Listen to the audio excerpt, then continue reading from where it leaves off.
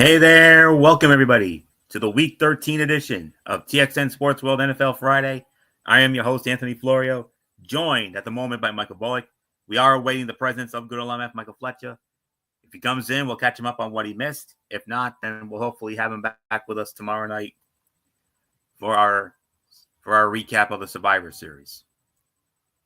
Week 13 of the NFL season began yesterday as we celebrated Turkey Day the ravishing way, of course, with the 3 Thanksgiving games in the NFL. It started with the Chicago Bears versus the Detroit Lions. The Detroit Lions won the game by a score of 23-20 in a game that, in all honesty, they had no business winning. Because the Chicago Bears literally gave this game to the Detroit Lions in the absolute worst clock management I've ever seen, and I know you all will ever see. I've seen a lot of bad clock management in my day, but I have never seen as horrendous of clock management as I saw yesterday. I honestly could not believe what I saw.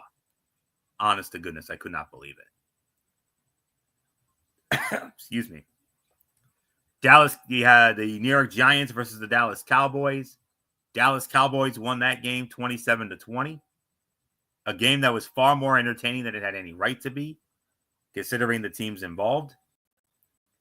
And then in the nightcapper, it was the Miami Dolphins versus the Green Bay Packers. Green Bay Packers winning that game by a score of 30-17.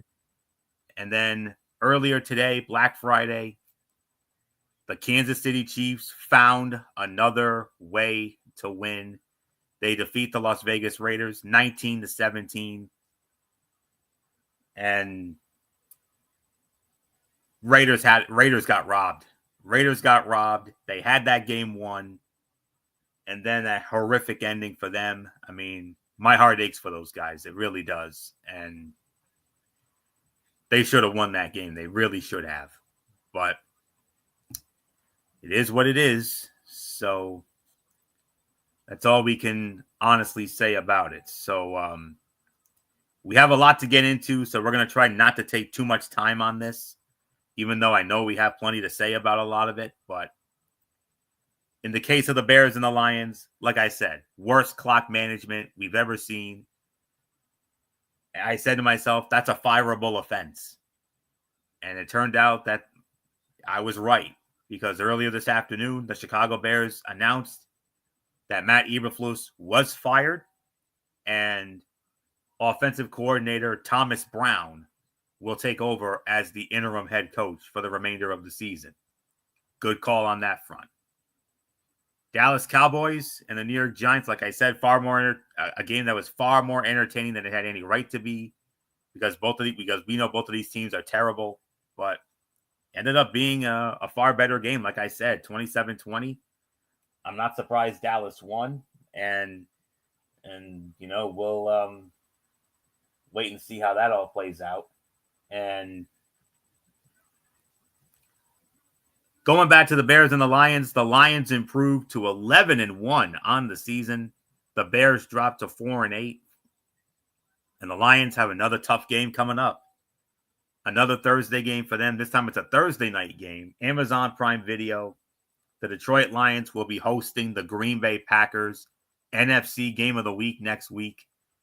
Man alive, is that going to be something to watch on Thursday night? Chicago Bears, they dropped to 4-8. And next up for them, they got to go on the road against the San Francisco 49ers. So that's a tough opponent for Chicago there.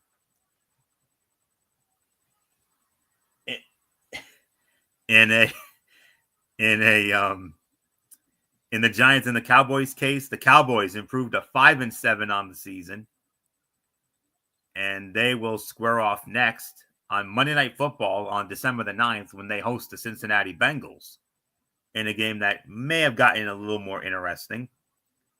And the Giants, well, they dropped to 2-10, and they will host the New Orleans Saints in their next game.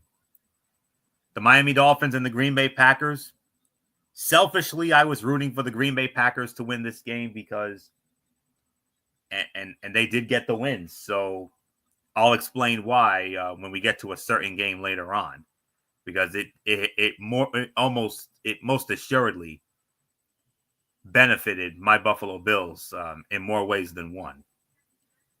Packers improved to 9-3 on the season. Of course, we know who they play next. They go to Detroit. That huge game against the Lions on Thursday Night Football. That could potentially be the best Thursday night game of this season so far. We've had a few good ones here and there. As for the Miami Dolphins, they dropped to 5-7 on the season, and next up for them, they host the New York Jets in a winnable game next Sunday, December the 8th. And then today, the Raiders and the Chiefs. Boring early, but then the business picked up, and at the end, it was the Chiefs winning it. I felt bad for the Raiders, man. I mean, I thought the Raiders were going to do it. I really, really did. They were in prime position, and then that ridiculous call at the end of the game, and that Swiftie magic. They got that Swiftie magic because, yes, Taylor Swift was there, and she's a good luck charm at Arrowhead, apparently. So that one definitely Swiftie magic, no question about that. And the Chiefs improved to 11-1 on the season. Next Sunday night, they got a tough game. They got the Los Angeles Chargers coming in for Sunday Night Football. That's going to be a great matchup, I believe. And Raiders dropped to 2-10 on the year, and they travel to Tampa Bay next week. They got to go up against the Tampa Bay Buccaneers. So those were just some of my standouts from these Thanksgiving and Black Friday games, and that's really all there is to say on that. So I'm not going to go into all the numbers because we got a lot to get into. So Michael Bullock, come on in, and your standout moments from yesterday. Obviously, Chicago and Detroit, the worst clock management we've ever seen. So bad that the Bears did the right thing. They fired Matt Eberflus, rightfully so. Thomas Brown will take over as the interim coach for the rest of the season. And Giants and Cowboys, far more entertaining than it had any right to be. Took care of the Dolphins on that cold and snowy night at Lambeau, exponentially helping out Buffalo, and we'll explain why when we get to their game. And last but not least, those damn Chiefs find another way to win again. Yeah, and like you said, first going with the Lions and the Bears. I mean, the Lions, they had no business winning that game with the way. I mean, they allowed this Bears team to hang around with them. But the big story, the worst clock management I've ever seen in the NFL. I mean, first of all, Matt Eberflus, what in the blue hell were you thinking? I mean, you had this team on the ropes and had the chance to pull off what I would say, Florio, and I know you're going to agree with me on it, the biggest upset of the season. In what was literally their Super Bowl. Exactly. And you were literally in field goal range, 36 seconds left, one timeout. And after a play you ran, you decided to let the clock run. And I'm sitting there like, what in the world are you doing? I mean, one timeout left. You're supposed to use it. You could have had one, maybe two more plays to maybe have a chance to send this game into overtime or even win it. And you blow this. You literally gave this game to the Lions on a silver platter. That, like you said, Florio, is a fireable offense. And I commend the Chicago Bears for doing what they did. They finally canned Matt Eberflus. And I cannot believe some of the things he said, Florio, first. And I told you this earlier. The first dumb thing he said was that, Oh, I think everything went. I think we handled things the right way. No, you didn't. Excuse You me? yeah, yeah, Handle things the right way? yeah. That was You're the high as a first. kite, bro. You're high as a kite. Yeah, I mean, you you said you handled it the right way. No way, you didn't. I mean, the only way you've handled it the right way is if you used the timeout, and you didn't. You left it in your back pocket. And then the other dumb thing was what he said earlier today before his firing, when he said, "Oh, I expect to be the coach of this team by next week." Yeah, how did that go for you, you idiot? You got what you deserve. And there's an old saying, Florio: you reap what you sow, and you got what you deserve. So yeah, hand the game on a silver platter, just like you probably handed the Lions a nice big old turkey dinner that you did yesterday. So yeah, Lions. I mean, good for them. They're 11-1, but in all likelihood, they had no business winning that game. So now going to the Giants and the Cowboys, yeah, that was a far more entertaining game than it every right to be. And this was a crucial win for the Cowboys because it keeps their somewhat slim playoff hopes alive. I mean, I say they basically need to win out and hope a lot of things go their way. But they, like I said, they did win. They had to do it, and yeah, their running back had a really good game, and so yeah, I mean, big win for the Cowboys, and then of course Green Bay was able to handle their business with the Miami Dolphins, and yeah, it was another statement win for them, and yeah, we'll see what happens. And like you said, with this loss by Miami, it definitely helps Buffalo. And yeah, you said it. We'll definitely talk about it the scenario when it comes to the Buffalo Bills because of this. And then today, I mean, Kansas City once again finds a way to win. And to me, another game where they had no business winning. I mean, I'm telling you, Florio, these last two games they played with Carolina last week, and then Vegas today. These are two games they should have won very easily. I mean, you look at the records of both sides. I mean, they should have crushed these guys, both of these teams, and yet they let them hang with them.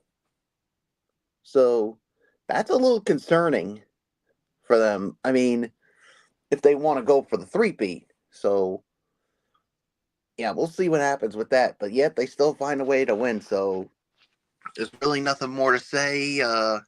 Let's get on to the rest of the NFL slate, and obviously there are no teams on bye this week. No teams on bye this week. It's a full week. All teams are playing this week.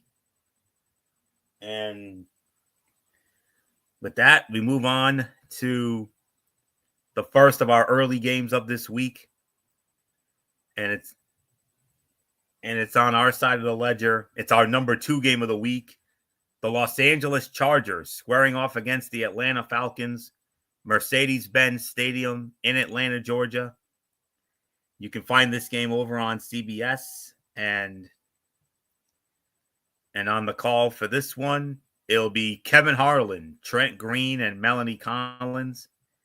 And the Chargers opening up as only a 1-point favorite. Atlanta leads the all-time series 8-4.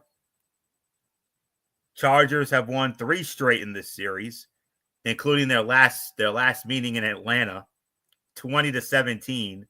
That was in 2022. The Falcons last beat the Chargers in 2012. They went into San Diego and smashed them 27-3. Atlanta's last home win against the Chargers was back in 2004 at the old Georgia Dome. That was a 21-20 final. So with that, let's get into our first game of the week, or the remainder of this week for the Sunday action, the Chargers and the Falcons. This game is only going to California, Georgia, Alabama, South Carolina, and some parts of surrounding states, with the Steelers-Bengals one getting wider distribution. But there are reasons to watch this if you can.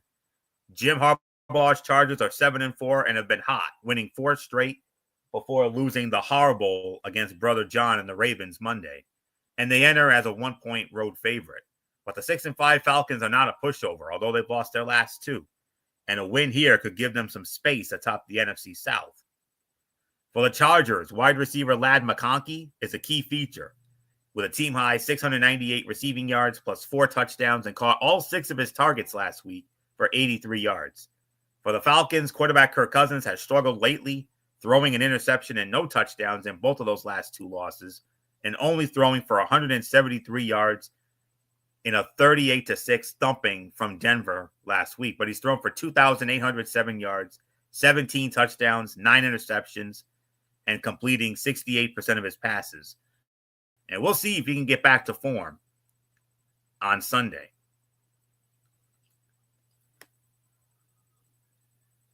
Just bear with me for a minute here. The Chargers and quarterback Justin Herbert have struggled in the second half of games. Herbert has the third best QBR, 74.7, in the first half this season, compared with 29th in the second half at 35.6. Los Angeles is averaging 8.4 points a game in the second half, which ranks 30th in the NFL. It scored only 10 points in the second half of their Monday night loss to the Ravens. Before weeks 10 and 11, Kirk Cousins had never had 2 consecutive games without a touchdown pass since becoming an NFL starting quarterback 11 years ago. It will not get easier for him. The Chargers have allowed the 8th fewest touchdown passes this season at 14 and the 9th lowest pass EPA, minus 34.6. The Falcons have 10 sacks this season, their fewest through 11 games in history, and the fewest by any team through 11 games since the 2018 Raiders. Slight FPI favorite for the Chargers, 51% for the Chargers, but I'm going with the Los Angeles Chargers to win this game. My final score, 28-21. The Chargers defeat the Falcons on Sunday. So not much more to say. Michael Bullock, come on back in here. Our number 2 game of the week on our side of the ledger, the Los Angeles Chargers and the Atlanta Falcons kicking off our Sunday action. Yeah, I think this should be a good one here. I mean, the Chargers, I mean, they need a bounce back after losing a tough one to the Baltimore Ravens on Monday night. And yeah, I mean, I'm gonna go with the Chargers to win this one. I think this is gonna be a close one. I think it could be a 3-point victory for them. So give me the Chargers to bounce back here. So let's move on to the next game. Yeah, bear with me. I'm just checking the order here. I want to make sure we don't go out of order here. Okay. All right, we move on to. Yeah, that's Atlanta. Okay. All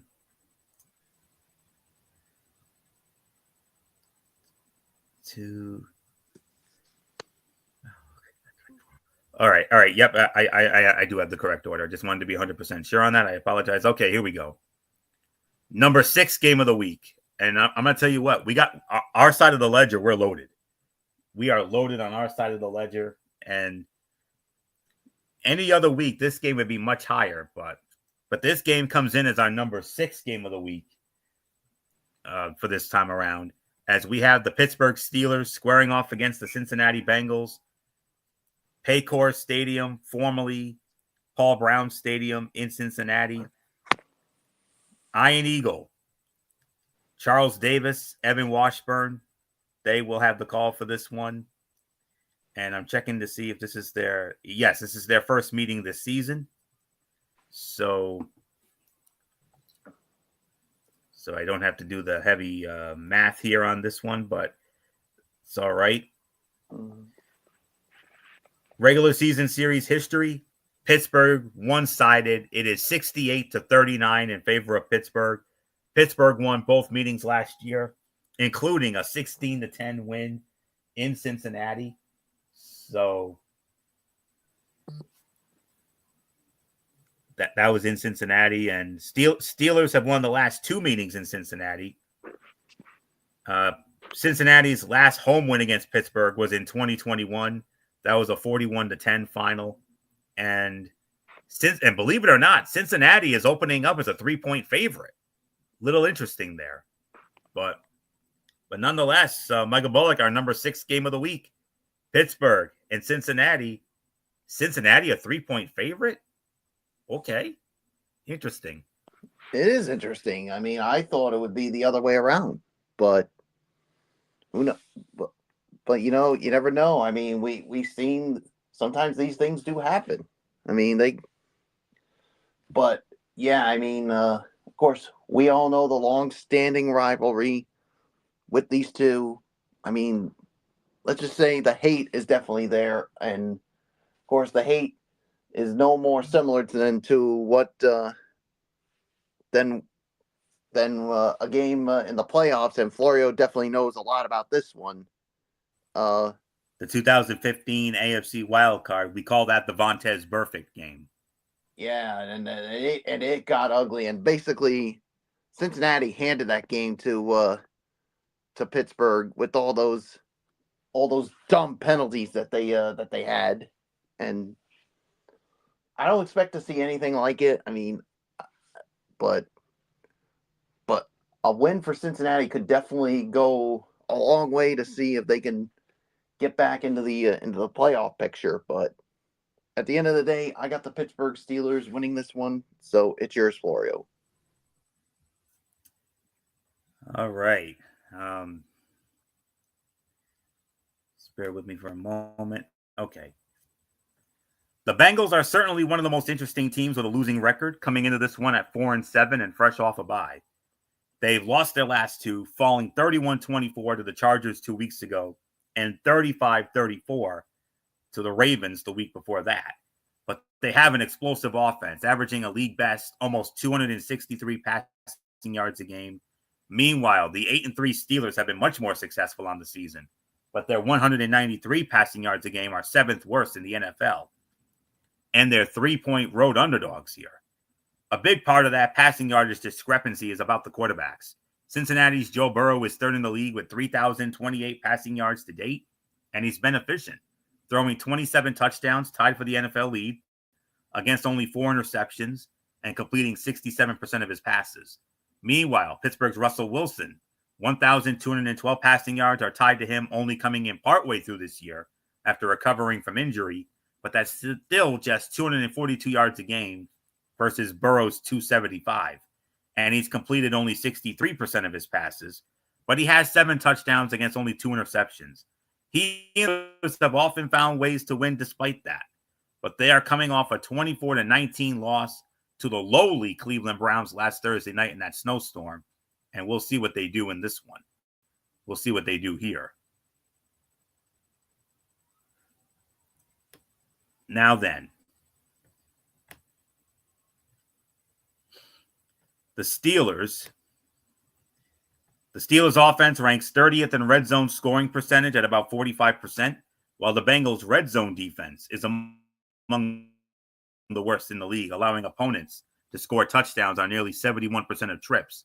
Before scoring 2 fourth-quarter touchdowns against the Browns, Pittsburgh went 7 quarters without a touchdown.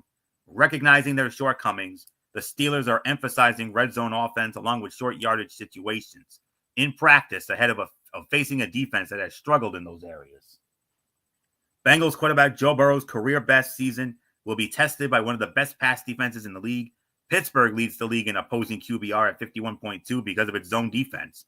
Using primarily a cover 3 look, the Steelers are second in zone QBR and have 10 interceptions in zone coverage per ESPN research. The Bengals offense ranks 4th in zone QBR. Joe Burrow has 3 straight games with 3 or more passing touchdowns. That is tied for the longest streak of his career and the longest by a Bengals quarterback since 1970. The FPI gives a slight advantage to Cincinnati, 51% for Cincinnati, but I got to go with the Pittsburgh Steelers to win this game. My final score, 27-24. Pittsburgh defeats Cincinnati. So with that being said, now we move on to our first Fox game of the week, as it will feature the Houston Texans squaring off against the Jacksonville Jaguars. TIAA Bank Field in Jacksonville. On the call for that one will be Kevin Kugler, Daryl Moose Johnston, and Laura Oakman. I do believe this is their second meeting of this season. I'm almost certain they've already played this year. And they did, yes. That game was in Houston. Houston won 24-20. That was back in week number 4. So, second meeting between these AFC South divisional rivals.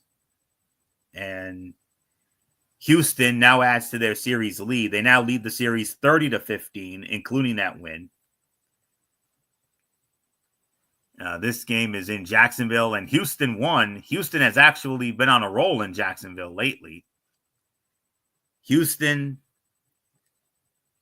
has the Jacksonville Jaguars have not beaten the Houston Texans at home since 2017, and that was a 45-7 smash job. But every year in Jacksonville since, and including a London game in 2019, Houston has won at Jacksonville every year since, including a 37-17 smash job last year.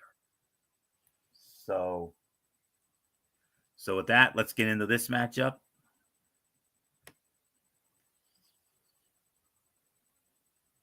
All right. It's a little further down on my list. Okay, here we go. The Texans have won 11 of their last 13 against Jacksonville.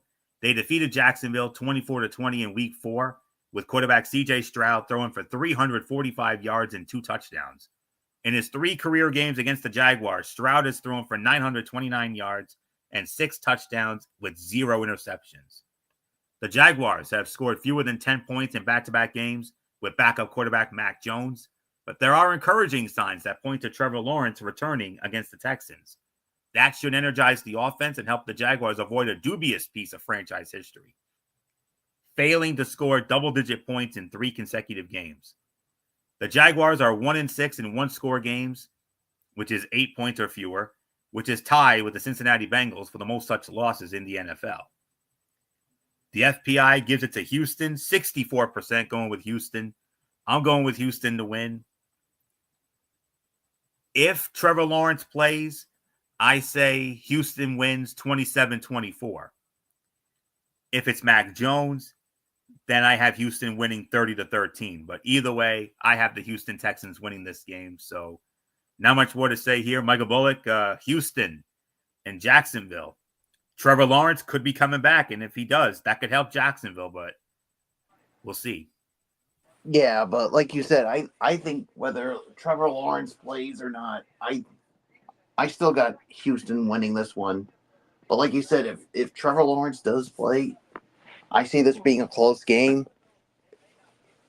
But excuse me, but if Mac Jones plays, then I see Houston handling Jacksonville. But either way, I got Houston winning, So let's move on to the next game. And you will lead off on that next game. And, well, it's the game of the week on the NFC side of the ledger. Good one here. The Arizona Cardinals squaring off against the Minnesota Vikings, US Bank Stadium in Minneapolis. Joe Davis, Greg Olson, and Pam Oliver will be on the call for that one. I forgot to mention, my apologies, Houston opening up as a 3.5-point favorite against Jacksonville. 3.5. So as far as the Arizona-Minnesota game goes, Minnesota also a 3.5-point favorite to beat Arizona. As we look at the series history between these two teams, I believe it favors Minnesota, and it does. Minnesota leads the regular season series 16-12. Their last meeting was 2022 in Minnesota. Minnesota won 34-26. Arizona last beat the Vikings in 2021, 34-33 in Arizona. And the Cardinals, wow. Am I reading this right? Yes, I am. The Cardinals have not won in Minnesota. The last time they did, you got to go all the way back to 1977. 1977, when they were the St. Louis Cardinals. And they defeated the Minnesota Vikings in 1977 by a score of 27-7.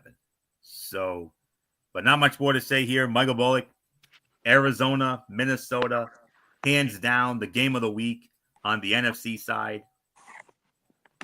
Who you got?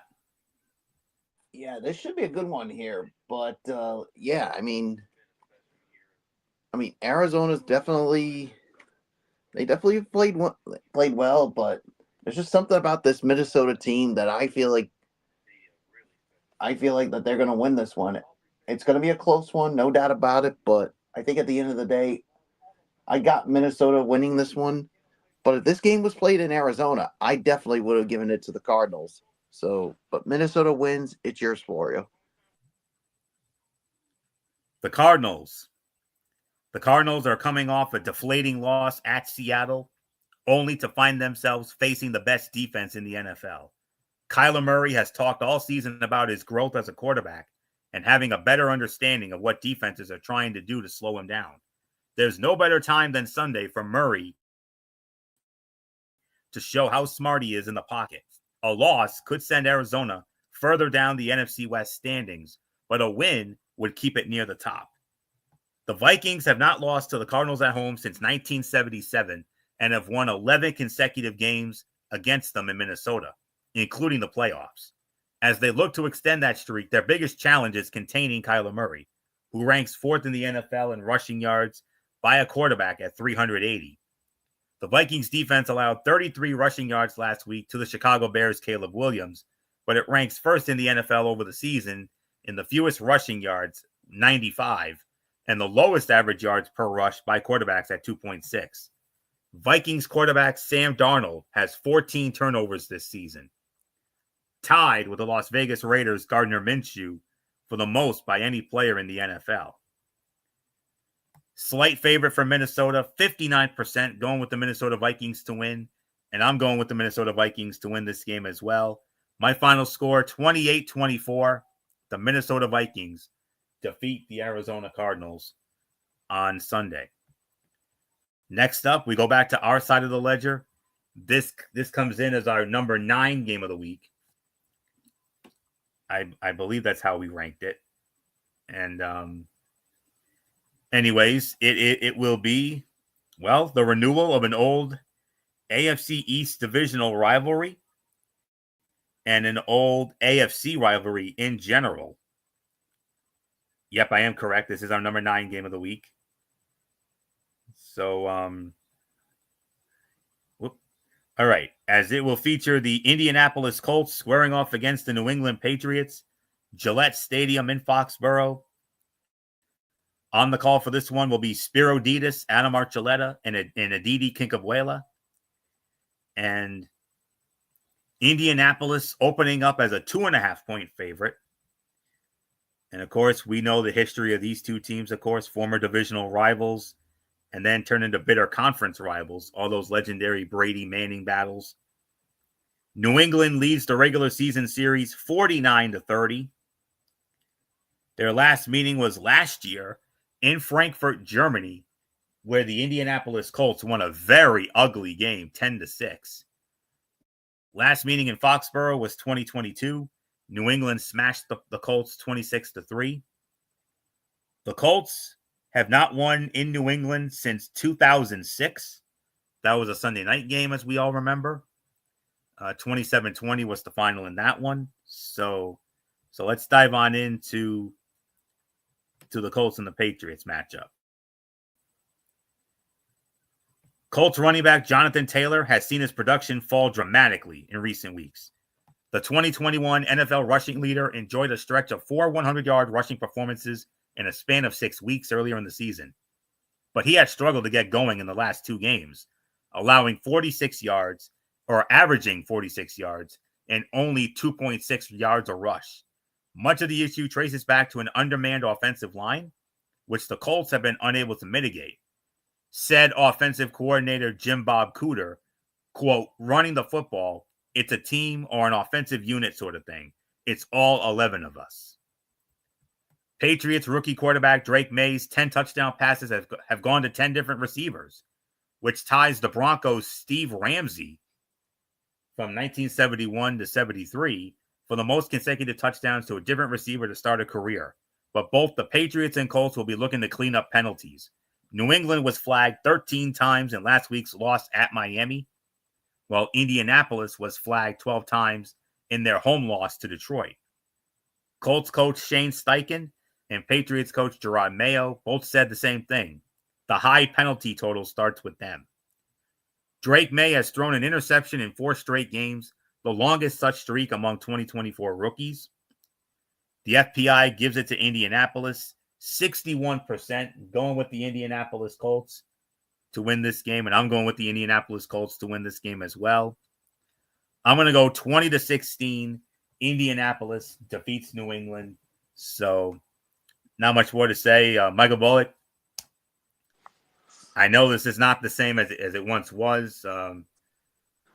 Long gone are the days of Manning versus Brady, but nonetheless, here we go. The Indianapolis Colts and the New England Patriots, number 9 game of the week. What says you? Yeah, like you said, I mean, this is a renewal of one of the great rivalries in the NFL. I mean, you think of all the great battles, of course, with Brady and Manning. Of course, all the times they've met in the playoffs, especially 3 times in the AFC Championship game. Well, one of those AFC Championship games was with Andrew Luck as the quarterback. And yeah, those days are gone now.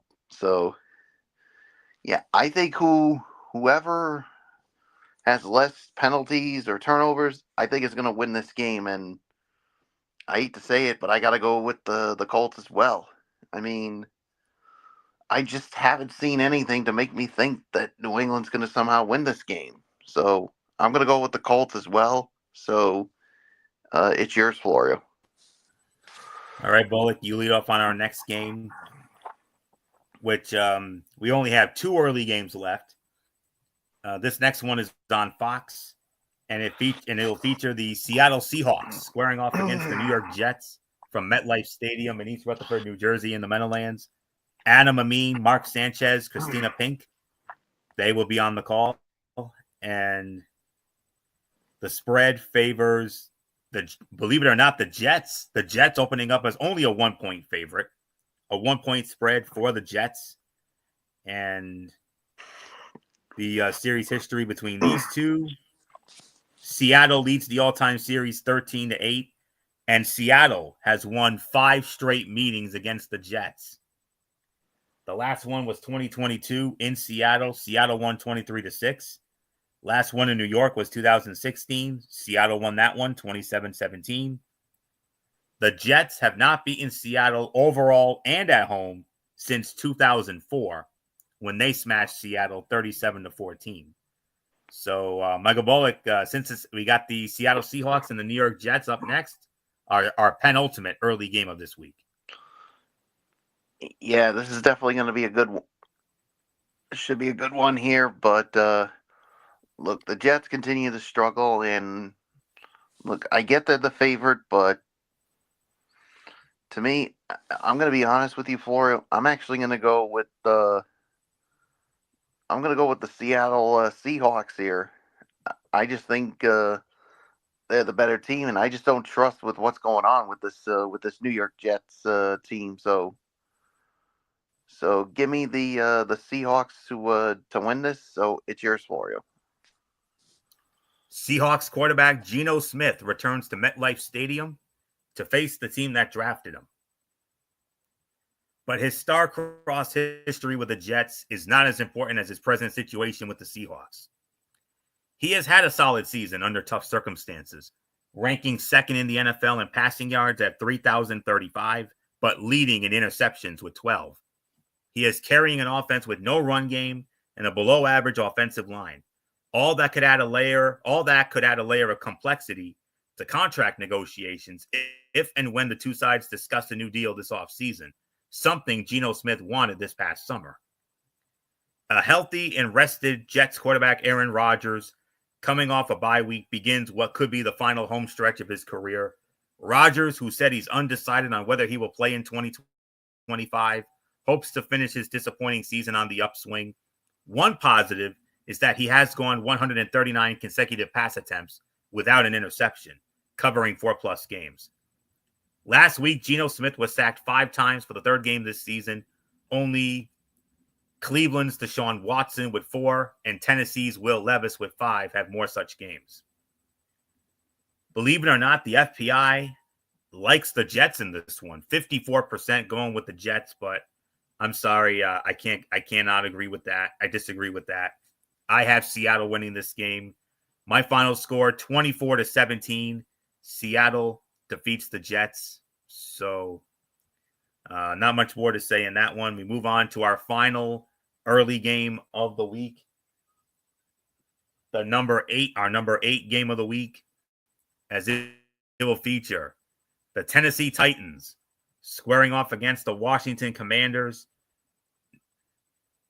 I still consider it FedEx Field in Landover, Maryland, but I know they have a name change. I know they changed it to Northwest Stadium. Not really a fan of that, to be honest with you, so I'm still going to refer to it as FedEx Field in Landover, Maryland.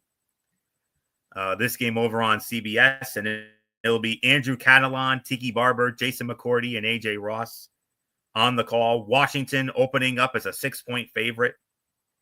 Tennessee leads the all-time series 8-6. The Titans have won each of the last 2 meetings against Washington, including 2 years ago in Washington. Tennessee won 21-17. Washington last beat Tennessee overall and at home back in 2014 when the then Washington Redskins won by a score of 19-17. So let's get into our final early game of week number 13.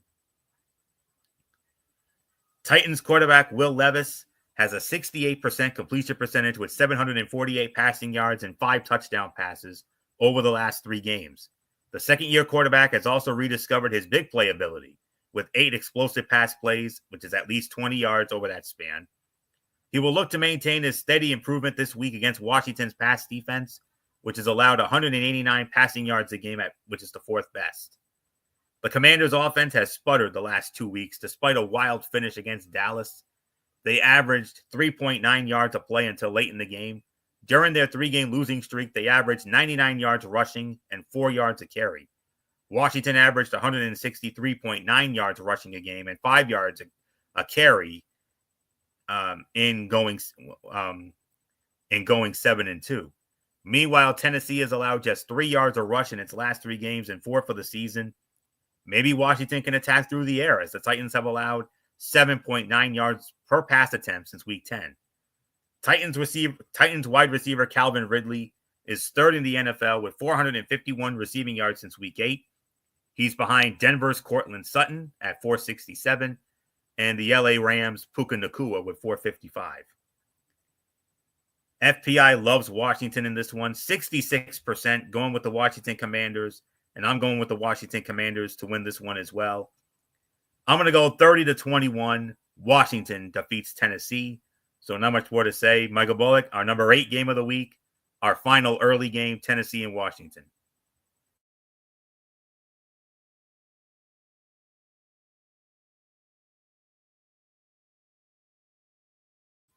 Bullock, are you there?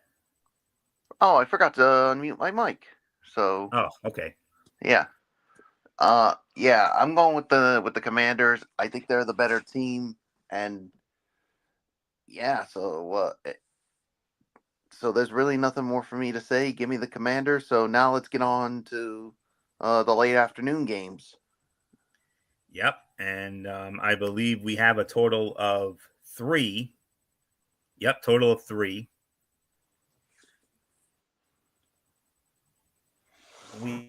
We have 2 4:05 games on Fox, and then a huge game at 4:25 on CBS, which is our game of the week. We'll get into that in a little bit. But first, let's address the 2 4:05 games. And we started off with an NFC South divisional matchup, as it was an NFC South divisional matchup featuring the Tampa Bay Buccaneers squaring off against the Carolina Panthers from Bank of America Stadium in Charlotte. First meeting of the season between these two. And on the call for this game will be Chris Myers, Mark Schlereth, and Jen Hale. And Tampa Bay opening up as a 6-point favorite. And the series history between these two NFC South divisional rivals. It favors, let's see. It favors Carolina. Carolina leads the all-time series 25-22. And the Buccaneers have won 3 straight meetings against Carolina, including an ugly 9-0 win in Charlotte last year for Tampa Bay. Carolina's last home win against Tampa was the year before, 2022. They beat them 21-3. So, Michael Bullock, started with you here. Tampa Bay Buccaneers, Carolina Panthers, NFC South divisional matchup to kick off our late action. Tampa Bay did what they were supposed to do last week. They smashed the Giants at MetLife, where the Carolina Panthers almost pulled off the upset of the year against the Chiefs. Yeah, they almost pulled it off. I mean, yeah, but in this case, I just don't see how they can do it again this time with the Tampa Bay Buccaneers. So I'm gonna go with the Tampa Bay Buccaneers to win this game. So it's yours for you. Yeah.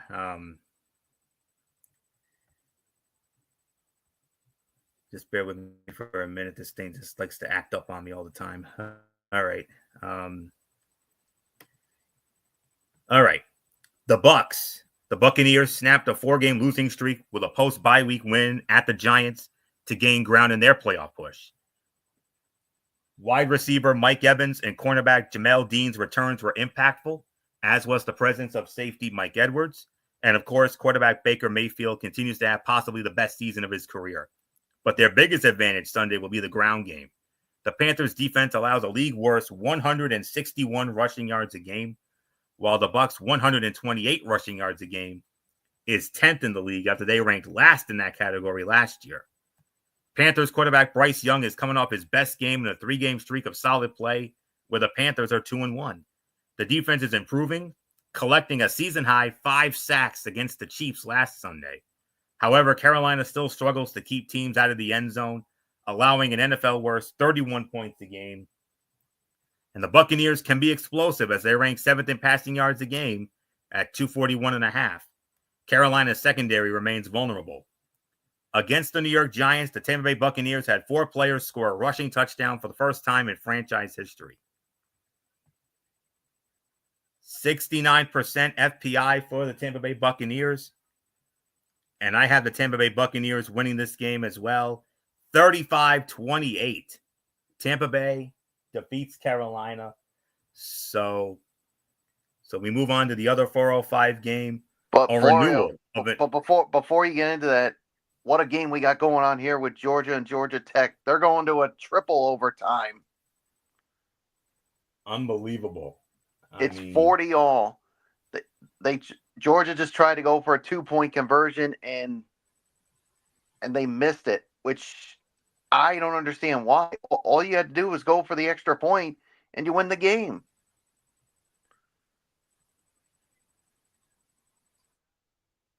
That really does. That really does. Matt Eberflus on the call. Is Matt Eberflus on their sideline? No. It sounds like something Eberflus would do. I'm sorry. Just saying. I just saw it and I'm like thinking, wait a minute, you're tied at 40. All you gotta do is kick the extra point and you win the game. Exactly. And they went for 2 and they missed it. Now you just gave Georgia Tech another chance. A new lease on life. I'll tell you what, if Georgia Tech somehow wins this game, we're gonna look back at that decision. Yeah, you look back at that. All you had to do was kick an extra point and you win. Simple. Yeah. And it's it's the easy extra point, not the 33-yarder you have to hit in the NFL. No. Yeah. You're literally right there. Just a simple chip shot, extra point, you win, bada boom, game over. Nothing to worry about. Yeah, I'll keep you updated on it. Yeah, get into the next game. A renewal of an old school NFC West divisional rivalry. The Los Angeles Rams squaring off against the New Orleans Saints. The Caesars Superdome in New Orleans. On Fox, Kenny Albert, Jonathan Vilma, Megan O'Leary on the call. The Rams opening up as 2.5-point favorites. And the series history between these two former divisional rivals. And, of course, the two teams who met in that controversial NFC Championship game a number of years ago. Regular season-wise, the Rams lead the regular season series 43-34. Including these two teams met in Los Angeles last year, and the Rams won that game 30-22. Last meeting in New Orleans was 2022, and New Orleans won 27-20. The Rams' last win in New Orleans, of course, that controversial NFC Championship game, January of 2019, 26-23 in overtime. The most controversial no call in NFL history, that pass interference no call, which we still can't believe they didn't call that, but, it is what it is. The Rams' last regular season win in New Orleans, you got to go back to 2007 when they were the St. Louis Rams. 37-29 was the was the final in that one. So I believe I lead off on this one. Is that right? Or is it you, Bullock? Do I lead off on this one? I think I do. Yeah, you do. Okay. So, all right, let's get into this one here. Through 12 weeks, Rams outside linebacker Jared Verse leads the rookie class with 51 pressures. According to NFL Next Gen stats, he has taken 66% of his snaps from the right edge, which projects a matchup against the Saints' Taliese Fuaga. The Saints left tackle is having the opposite start to Verse, with the lowest pressure rate allowed by any rookie this season at 7.4%. The Saints are getting healthy again after their bye.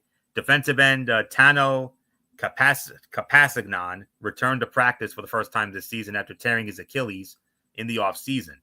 The biggest health question now is center Eric McCoy, who left their last game with a groin injury after playing for the first time since surgery in September.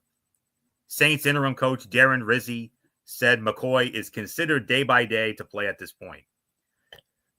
The Rams, Cooper Kupp, and Puka Nacua are the only wide receiver teammates to have 400 receiving yards each game since Week 8, when they both returned to the lineup after injuries. Slight FPI for New Orleans. They like New Orleans in this one, 52%. Not really good enough for me. I'm going with the Los Angeles Rams to win this game. My final score, 24-16. Give me the Rams over the Saints. So not much more to say. Michael Bullock, your thoughts as we have the Rams at the Saints in the Superdome. Yeah, like you said, when you think of this, you think of the times they met, especially in the in that controversial NFC Championship game with the one of the most controversial no calls that I could ever remember. The most controversial no call. I mean, Mikel Roby Coleman hits the receiver really hard before the ball gets to him, and I'm like sitting there like, how is that not pass interference? The ref was literally right there. And that to me was the worst part of that. The ref was literally right in front of the play as it happened, and yet for some odd reason, he didn't call it. No. And Sean Payton at that time, who was the coach, had every right to be upset. Wouldn't you be? Yeah. Me too. Yeah. I would have unleashed hell on the refs. Oh, so would I. But anywho, I mean, getting back to this generation, but yeah, I think the Rams will definitely handle their business with the Saints. So I got the Rams winning this one as well. So with that being said, let's get to our game of the week. And what could be maybe a possible Super Bowl preview. You never know. Possibly could.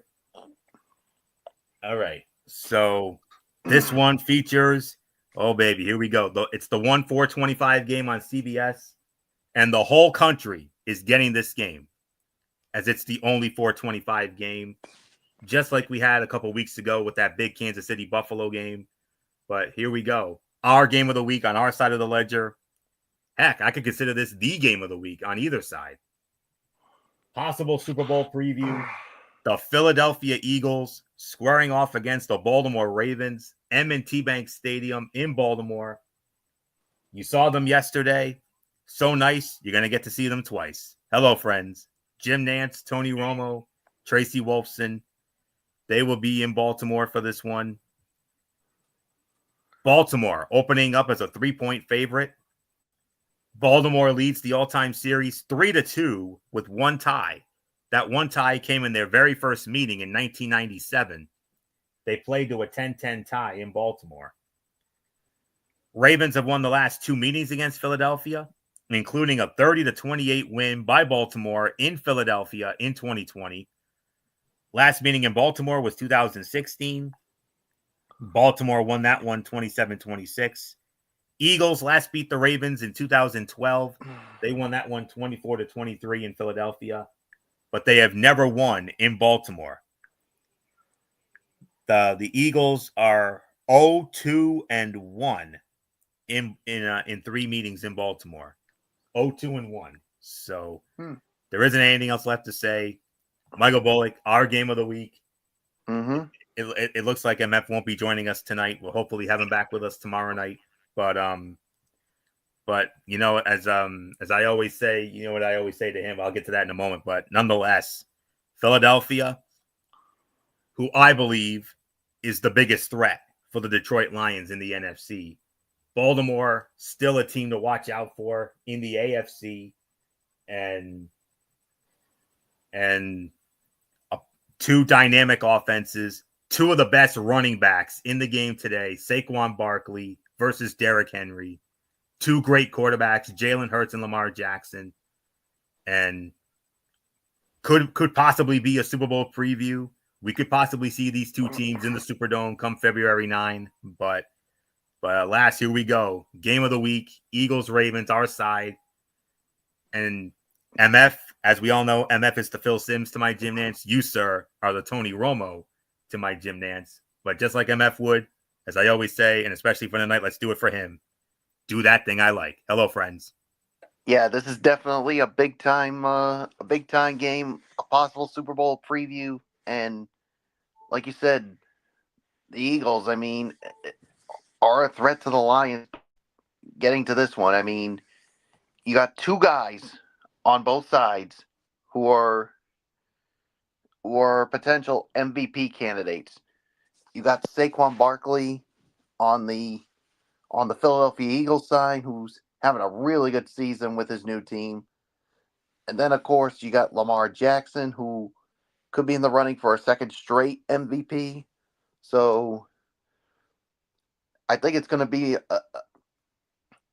it's going to come down to this. I mean, whose defense is going to be able to contain each of these guys? I mean, they gotta. I mean, the Eagles defense, they gotta try to contain Lamar Jackson and the rest of his offensive players, and most importantly, to keep him inside the pocket, because if he gets outside the pocket, that's where he can make his big plays like he always does and get it to his receivers or tight ends, especially with Andrews. Or that Philadelphia defense has also got to try to contain Derrick Henry. I mean, you got a battle, of course, of like you said, the two of the best backs in the NFL with Henry and Barkley. So who knows? They could definitely rely on the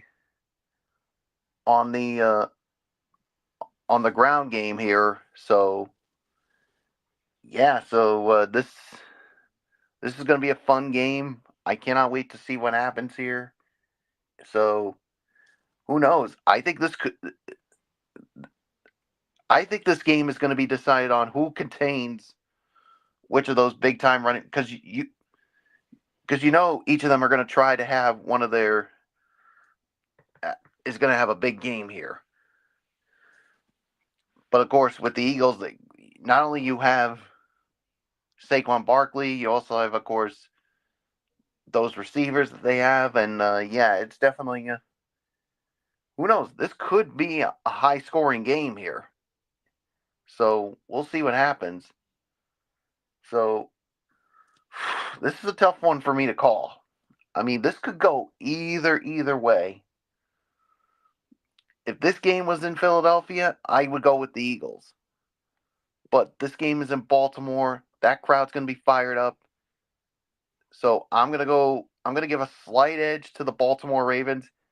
I got them winning this one, and I'm going to go 37-34. Baltimore wins it in overtime. That's how I see it. This it's just too good. I mean, it's going to be so close. I think this game's going to be decided in overtime. That's what I'm going with. Yeah, speaking of overtimes, we got a fifth overtime in the Georgia Tech-Georgia game. No. A sixth overtime. My God. This is nutty. This is a game nutty. Where the further it goes, each of them are attempting a 2-point conversion now. That's right. So, all right. So, here we go. The 9-2 Eagles at the 8-4 Ravens. Hands down, the game of the week. Philadelphia has won 7 straight, but Baltimore is coming off that aforementioned Harbaugh win after a loss at Pittsburgh the previous week. The Ravens are 3-point home favorites and certainly look like the toughest challenge the Eagles have faced in a while. For Philadelphia, running back Saquon Barkley continues to be a major story. He's a big part of their league-leading 193 rushing yards a game and has an NFL-high 1,392 yards rushing this season with 10 touchdowns and an average of 6.3 yards a carry.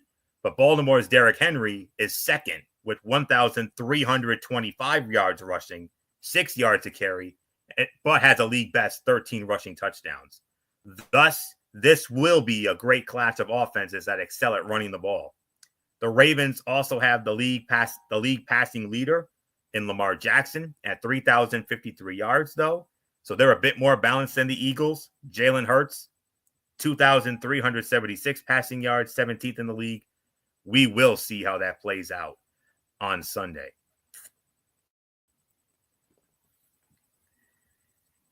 Just bear with me for a minute, okay? Yeah, the thing refreshed on me yet again. So, all right, I got it. Okay. Eagles running back Saquon Barkley has been on a tear. He's coming off a career-best performance in which he set single-game career highs in rushing yards, 255, and yards from scrimmage, 302 at the Rams. With the performance, Barkley at 1,392 rushing yards took the lead over Baltimore's Derrick Henry at 1,325 rushing yards in the race for the rushing crown. This will be a smash-mouth matchup featuring the top 2 ground games in the NFL. Ravens quarterback Lamar Jackson has a 23-1 record against NFC opponents, which is the best by any quarterback in interconference games since the 1970 merger, with a minimum of 15 starts. But he is facing perhaps his biggest challenge with the Eagles, who have won 7 straight games. During its win streak, Philadelphia has held quarterbacks to 140 passing yards a game and 5.4 yards per pass attempt, both of which are the fewest in the NFL over that span. This will be just the second instance since 1970 of 2 teams meeting in week 13 or later who are averaging 180 rushing yards a game. The FPI gives it to Baltimore, 58% going with the Baltimore Ravens. I'm going with the Baltimore Ravens to win as well. I don't know if it'll be as high scoring as Bullock has it, but I still have it as a high scoring game. I'm going with Baltimore to win. My final score, 30-28. Baltimore defeats Philadelphia. So can you say a 7th overtime? Oh my God. This is on pace with that LSU Texas A&M game from a few years ago, or that Illinois Penn State game. I think that one went 9 overtimes, I believe. But my gosh, unbelievable. But I got Baltimore winning by a final score of 30-28. So with that, we get into our primetime games. First up, Sunday Night Football. We cross-flexed it over to our side of the ledger. I asked MF if he wanted it, and he said he wanted it. So this game came in as our number game of the week. Huge game here. The San Francisco 49ers squaring off against the Buffalo Bills. Sunday Night Football on NBC, 8:20 p.m. Eastern. Mike Tirico, Chris Collinsworth, Melissa Stark, and from Highmark Stadium in Buffalo, Orchard Park. Buffalo opening up as a 6-point favorite. And yeah, spread is 6 in favor of Buffalo. And Buffalo leads the all-time series 7-6. The Bills have won each of the last 2 meetings against San Francisco. Their last meeting was in 2020. They played the game in Arizona because San Francisco had a massive COVID outbreak. So they had to force the game to Arizona. Buffalo won 34-24. Last meeting in Buffalo was 2016. Buffalo smashed San Francisco 45-16. The 49ers' last win over Buffalo was 2012 when they smashed them 45-3 in San Francisco. San Francisco's last win in Buffalo was in 2008 when they won a low-scoring 10-3 matchup. So we'll get to the specific schematics in just a moment. Highly anticipated game here for 2 reasons. One, obviously, the main reason, of course, it is not only is it going to be cold, but there will be snow. Oh, there is going to be snow, and there's going to be very likely lots of it. It could outdo that snowy game in Cleveland last Thursday night. And of course, the other big reason, we'll get into that in just a moment. So here we go. All right, let's see. Sunday night's forecast calls for lake effect snow, winds of up to 30 miles an hour, and cold temperatures, lows of around 25 degrees. So that could be a big challenge for the visiting 49ers and may be part of why they're 6-point underdogs here. Their 5-6 record is another part of that, though, with the Bills a more impressive 9-2. A key question for the 49ers is about running back Christian McCaffrey, who's averaged just 3.5 yards a carry in 3 games since returning from a season-starting injury. There's been a lot of secrecy and mixed messages from the team about his injuries and how much offseason work he was able to get in. And there will be a lot of focus on him here. Meanwhile, Bills running back James Cook may also see a heavy load in this one if the weather is bad. He has a team-high 596 rushing yards this season, 4.3 yards a carry, and 10 touchdowns. He was held to just 20 yards on 9 carries, 2.2 yards a carry in their last game. The win over the Chiefs, the big win over Kansas City 2 weeks ago, but some of those were in short yardage, and he did have 2 touchdowns there. He will be worth keeping an eye on Sunday night. Okay. The 49ers have not lost 3 games in a row all season, but they enter this one in peril of doing just that and essentially putting any postseason hopes to rest. The Bills can clinch the AFC East. Yes, you heard me right. The Bills can clinch the AFC East with a win. And they have won all 5 home games this season while scoring 30-plus points in each home game. San Francisco is still banged up and will be traveling across the country after another lengthy flight to Green Bay last week, making this perhaps its most difficult challenge. Bills quarterback Josh Allen, a Fireball California native, will play the team he grew up cheering for. He will have a chance to continue to improve his candidacy for MVP in prime time against the 49er defense that has forced only 1 turnover in the last 3 games and is tied for 20th in points allowed. Yep, flag. and is tied for 20th in points allowed a game at 23.6. The 49ers had 18 penalties in their last 2 games, both losses, which is tied for their most penalties in a 2-game span over the last 5 seasons. FPI gives it to Buffalo, 61% going with the Buffalo Bills to win this game. Now, here's the situation. It depends on the health of their quarterback, Brock Purdy. You remember we talked about this in the Houston-Jacksonville game earlier. With I heard he's going to play. Brock Purdy's going? Yep. Okay. All right. So, for all intents and purposes, it looks like Brock Purdy will play. And we got an 8th overtime. Oh, you got to love it. But anyways, now that I know Brock Purdy's going, I still believe in Buffalo, though. I mean, the stars are pretty much aligned here. They got the help they needed from Green Bay last night when Green Bay defeated Miami 30-17 at Lambeau. It's going to be a cold night, a snowy night. All the stars are almost pretty much aligned. And you know me, you know how much I believe in this team. I believe in this team like Joe Henry. So I'm going with it's not going to be easy, but I am going to go with my Buffalo Bills. I believe they will do it, and I believe they will defeat the San Francisco 49ers. My final score 30-23. Buffalo defeats San Francisco and clinches their 5th straight AFC East division title, something they have never done in franchise history. They've done it 4 straight years, twice before, including this current stretch. Win here and they make it 5. And I believe it's not going to be easy, like I said, but I do believe they will pull it out. And I believe they will hold off the 49ers. I believe they will eke this one out. 30-23, Buffalo defeats San Francisco and wins the AFC East for the 5th straight year. Unreal. So not much more to say. Michael Bullock, our number 3 game of the week, and boy howdy, a lot of storylines going into this one.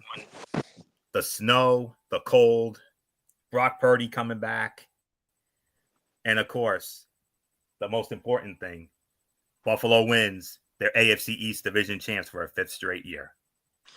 Yeah, it's going to be a good one, and like you said, if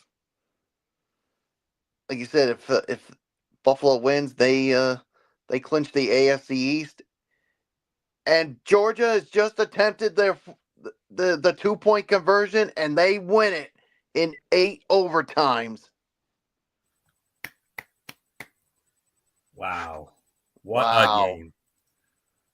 What a game it was. And second longest game. It almost equaled that of Illinois and Penn State a few years ago. But they had that 9 overtime. You got to feel for Georgia Tech. Credit to Georgia Tech, man. You got to feel for them. I mean, they played as hard as they could to get it to 8 overtimes. And big win for Georgia. They needed this one. Mm-hmm. Yeah, but right, getting back to this, and Buffalo. Your thoughts? But yeah, I mean, the snow, the cold, a lot of it's going to play a huge factor in it. And yeah, Brock Purdy is returning.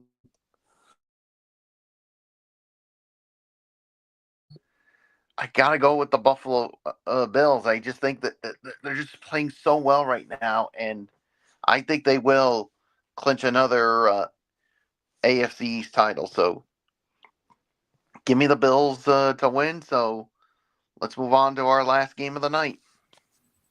And this game comes in as our number 7 game of the week, Monday Night Football on ESPN. Also, it'll be just on ESPN this time around, as it will feature the Cleveland Browns squaring off against the Denver Broncos in Power Field at Mile High in Denver. Joe Buck, Troy Aikman, Lisa Salters. Maybe we'll see Laura Rutledge as well.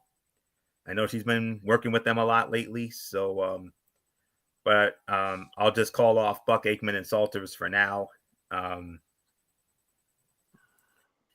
Spread favors It favors Denver. Denver opening up as a 5.5-point favorite. Denver leads the all-time regular season series 22-7. They met last year in Denver. Denver won 29-12. Cleveland last got them in 2021. That was in Cleveland, 17-14. Cleveland's last win in Denver was 2018, 17-16. So not much more to say. Michael Bullock, you lead off on our final game of the week, Monday Night Football. Number 7 game of the week, the Cleveland Browns and the Denver Broncos. Yeah, I mean, Denver's just been playing so well lately, and not much so for Cleveland. So I'm gonna go with the Denver Broncos to win this one. So it's yours, Florio. While the Browns are certainly struggling on the year, entering at 3-8, they're coming off one of their best games of the year. That would be their 24-19 win over the Steelers last Thursday in that snowy game in Cleveland. We'll see if they can build on that against the 7-5 Broncos, who are also hot, having won 2 straight following a tough luck loss at Kansas City. Denver is a 5.5-point favorite at home, but the Broncos are down this season, so they're far from a lock here. Browns quarterback Jameis Winston has had some interesting games since taking over for the injured Deshaun Watson. He threw for 395 yards and 2 touchdowns in a loss at New Orleans 2 weeks ago. Then was held to 219 yards and an interception in last week's win at home over Pittsburgh. We'll see which way his numbers go this week. Broncos quarterback Bo Nix has also had a roller coaster year, but has 8 touchdowns and 0 interceptions across his last 3 games, including a 273-yard, 2-touchdown performance in last week's win at Las Vegas. Just bear with me a little more. Browns wide receiver Jerry Jeudy returns to face the Broncos, who drafted him number 15 overall in the 2020 draft for the first time since Denver traded him to Cleveland in March after 4 inconsistent seasons. It was a trade Jeudy told ESPN he desired, and he has flourished over the last month, ranking 10th in receiving yards, 379 since week 8. However, Jeudy has a tough test against Broncos cornerback Pat Surtain II, who has allowed 182 yards as the nearest defender, second fewest among cornerbacks with at least 200 coverage snaps. Broncos coach Sean Payton will have to scheme to protect rookie quarterback Bo Nix. Browns defensive coordinator Jim Schwartz is 18-7-1 against rookie quarterbacks as a coordinator or a head coach. His defense is 5th in the league in dropbacks that result in sacks at 8.8%. Payton has tried to up the tempo to halt opposing rushers, but he might have to run the ball more to give the Cleveland defensive front a reason to slow down on its way to the quarterback. In the win at Las Vegas last week, when the Raiders blitzed more than Payton expected, the Broncos ran just 16 times. The Cleveland Browns have an NFL worst 27% third down conversion rate, which is their worst through 11 games since they returned to the NFL in 1999, when they had a 25% third down conversion rate. The FPI loves Denver. Well, I'm not going to say loves Denver. They like Denver here. Only 52% going with Denver, but I'm going with the Denver Broncos to win this game. 28-24, Denver defeats Cleveland. And with that, that will put the bow on this Week 13 edition of TXN Sports World NFL Friday. We want to thank you all so very much for tuning in as always. We'll be back with you again tomorrow night over on MF's channel, BraceFan95, for our recap of Survivor Series War Games. And I believe MF will also have the MLW show in his Mikey's Mindset. And then Monday night, we do it all again. Monday Night Raw, Ridiculously Raw, right here on the Tone 25.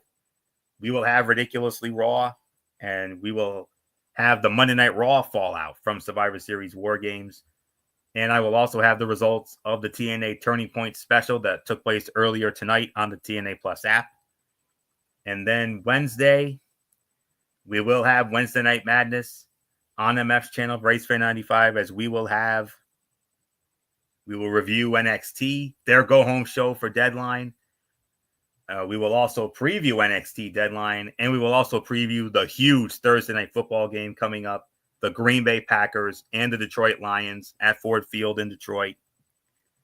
And then Thursday night, it will serve as our season finale of TXN Sports World College Football Thursday Championship Week. We will preview the conference championship games, the power conference championship games in college football, top 25, of course. We'll get into that next on Thursday. And then and then 1 week from tonight, we come back here for week 14 of the week 14 edition of TXN Sports World NFL Friday. 6 teams on bye next week. The Baltimore Ravens, the Denver Broncos, the Houston Texans, the Indianapolis Colts, the New England Patriots, and the Washington Commanders. Notable games on the docket for next week.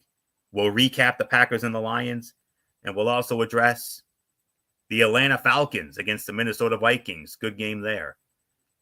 Not too many good games, if I'm going to be honest with you, but there are a few good ones in the early window, not so much, but in the late window, some good ones. The Seattle Seahawks against the Arizona Cardinals, big game in the NFC West. My Buffalo Bills squaring off against the Los Angeles Rams. And what could be the game of the week on the AFC side next week, Sunday Night Football, the Los Angeles Chargers and the Kansas City Chiefs from Arrowhead. Big game in the AFC West.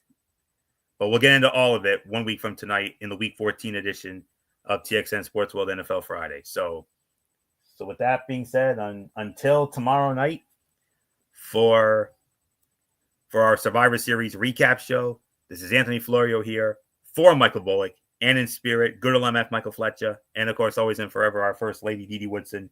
You know the routine, everybody. Thumbs up. Talk to you later. Yeah. Throw it up Fortune Forest style. Bye for now, my friends. God bless. Be good to each other.